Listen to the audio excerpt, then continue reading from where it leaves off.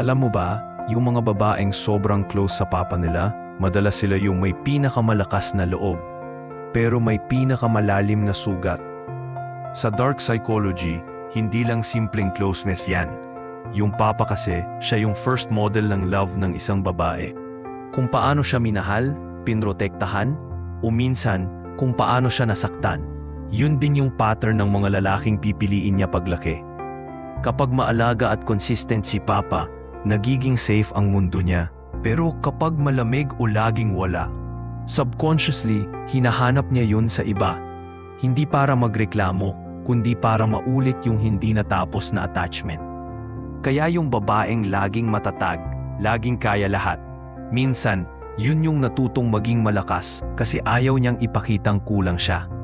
Tad mo yung kilala mong ganito at tanungin mo lang, close ka ba sa papa mo?